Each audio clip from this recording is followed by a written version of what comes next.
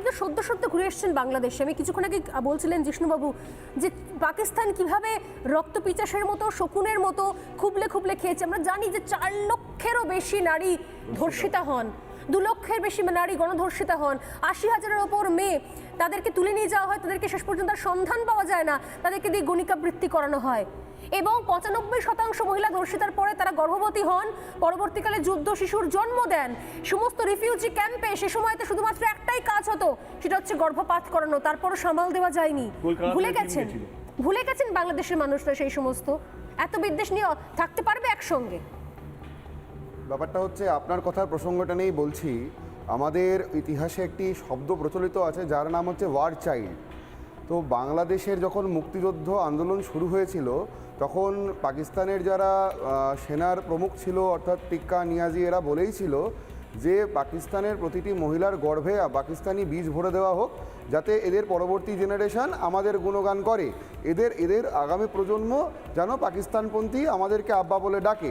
আমরা দেখতে পাচ্ছি সেটার প্রতিফলন ওদের এই এক্সিকিউশনটা, তখন যে মাস্টার প্ল্যান তারা করেছিল সেটা একদম যথাযথভাবে এক্সিকিউশনটা আমরা এখন দেখছি। আরেকটি ক্ষেত্রে আপনাকে বলি, এই যে মানসিকতা এইটা কেন, আপনারা এই কিছুক্ষণ আগে দেখলাম একটি ওয়াজ মাহফিলে একজন মৌলবাদী হুজুর কিছু বক্তব্য রাখছে, বাংলাদেশের মানুষকে স্টিমুলেট করছে। কচুকাটা করাবে, এটা হচ্ছে ভাষা। এখনো পর্যন্ত 71 থেকে আমরা 24-এ পৌঁছে গেছি, এখনো কিছু হুজুররা প্রকাশ্যে সবাই ভাষা দিচ্ছে যে একে একে সমর্থন করলে, এই হিন্দু সংস্থানগুলোকে সমর্থন করলে কচুকাটা করা হবে। এগুলোর কোনো ব্যবস্থা হয় না, কোনো প্রতিবাদ হয় না, কোনো লিগ্যাল কেস হয় না। না, এর প্রতিবাদ হয়েছিল। আমি বলি, এই হুজুরকে বাংলাদেশের লোকেরা বলে পিচ্চি হুজুর, যেহেতু ছোট সাইজ। এখন ব্যাপার হচ্ছে এই পিচ্চি হুজুরকে শেখ হাসিনা একবার থানায় নিয়ে গিয়ে ভীষণ ভালোভাবে ধোলাই দেয় বিবস্ত্র করে, এবং থানার ওখানে অনেক তো হিন্দু পুলিশ আধিকারিকরা রয়েছে, আমাদের সঙ্গে তো অনেকের সম্পর্ক রয়েছে ভালো, আমি নাম বলবো না এখানে। তো তারা বলেছিল যখন ধোলাই দেওয়া হচ্ছিল, এই পিচ্চি হুজুর তখন বলেছিল ওয়াজ মাহফিলে না এত মানুষের যখন তারা ধ্বনি দেয় তখন আমরা আবেগের বশে একটু বেশি বলে ফেলি, আপনারা যদি সব কথাকে মাইন্ড করেন তাহলে কেমন করে চলে। তো এই পিচ্চি হুজুর আবার এখন আবেগের বশে সব বলছে।